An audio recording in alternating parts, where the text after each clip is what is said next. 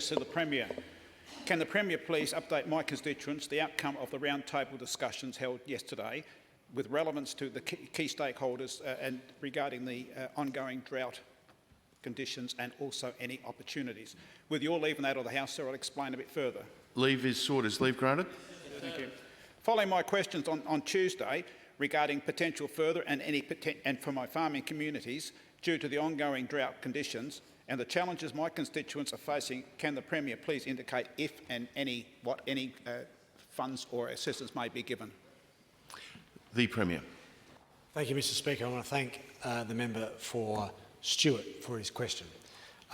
Yesterday evening, myself, the Treasurer and the Minister for Primary Industries had the opportunity to be able to sit down with quite a broad representation of the state's primary production sector, both geographically but also in terms of what was produced. We had people from the southeast, the Riverland, the Barossa, we had people from the Mallee and across the state, people representing beef production, land production, people representing broadacre agriculture, viticulture, stone fruit, growing. It was quite an impressive array. And I've got to say from the outset, quite a few actually, yeah. I'll get you the number. The member for Flinders, yep. Interjections are unparliamentary. You'll stop interjecting and you'll listen to the Premier's answer. So, Mr Speaker, I've got to say, the Treasurer and I and the Minister reflected immediately after the meeting on just how grateful we were for their thoughtfulness, certainly their passion and enthusiasm, but their keenness to engage with the government to make sure that they can provide their knowledge and assistance in how we calibrate our second round of drought assistance package that we intend to announce in the next couple of weeks. As we speak, earlier this morning, under my request, the Chief Executive Officer of the Department of Premier and Cabinet was convening relevant groups of officials to make some adjustments to the package that we've been planning on the back of some of the information that was shared with us last night. And that's that. Well, you'll see when the package comes.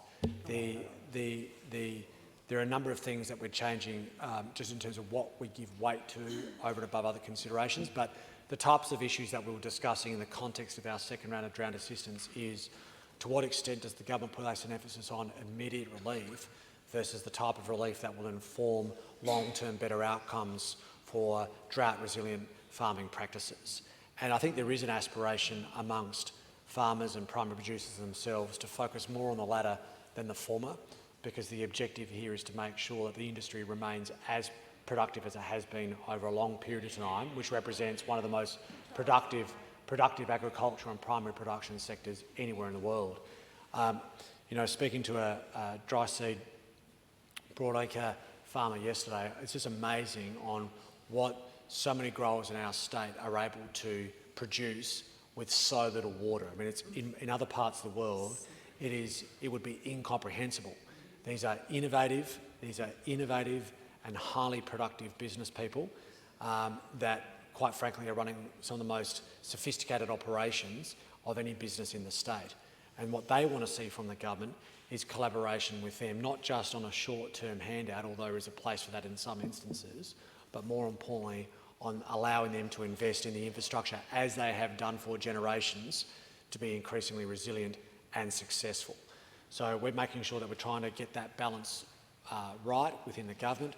Their feedback on a range of measures, I've got to say, I really appreciate it in a way that I just can't stress enough. The tone and of the engagement was just really productive and genuine and worthwhile.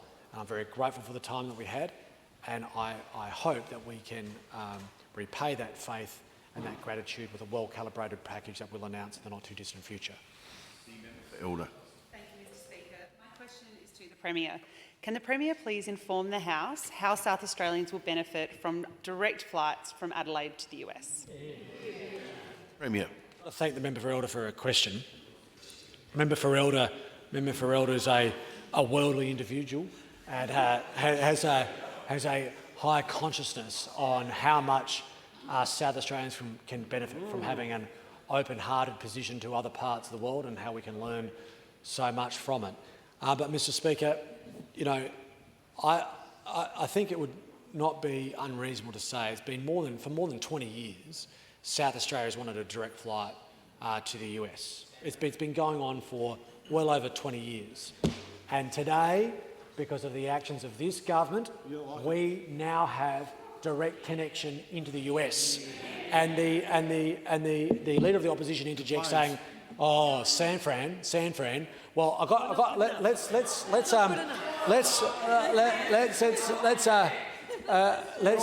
just Stephen Marshall like San Francisco. The Leader of the Opposition. The Leader of the Opposition would do well to familiarise himself with the fact that under the stewardship of the former government, a trade office was set up in San Francisco, and it was done for a good reason. Because but let's just. Well, which one is it? Let's just, Mr. Speaker, let's just reflect on the fact that this is one of our top 3 trading partners. Depending on which measure you use, either the largest or second largest economy in the world. In terms of population size, it's the 3rd biggest country in the world, and it's a country which this nation has had a long-held relationship that's not about to change anytime soon. And one of the reasons why we haven't had a direct flight into the US in the past is because no airline has had a sense of confidence that it would stack up economically until now. Until now. They look at the fact that we're the fastest growing economy in terms of state GSP per capita. They look at the relative position that we have on a whole range of metrics in respect to our national performance.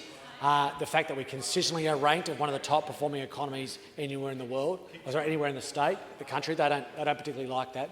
They look at these metrics and they are able to formulate a position of whether or not it stacks up economically to establish that flight.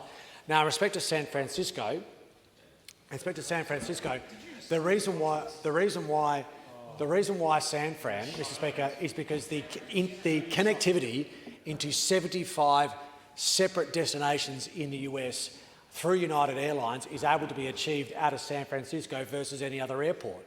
Now, if the Leader of the Opposition wants to change the arrangement in the future if he ever gets elected and remove San Fran, then he will start taking cities off the list that are otherwise able to deliver direct connection.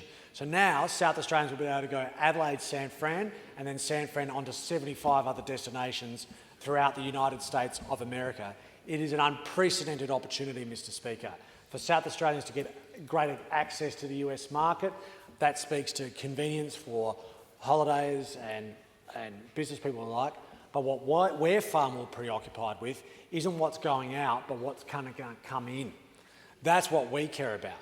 We want the front of that plane going from the US, 75 different destinations, San Fran, Adelaide direct. We want the front of that plane full through economic opportunities where the US wants to invest in our state, where they want to continue to see relationships built upon as a result of AUKUS, as a result of what we're achieving in the space and defence industries, in higher education, amongst others. No government before this one has been able to achieve it. The Minister for Tourism deserves great credit for the work that she and the team at SATC has done. We're very proud of this achievement. Those from the opposite will snipe and snigger. What we'll do is we'll just keep delivering for this state, unlike no one else has before.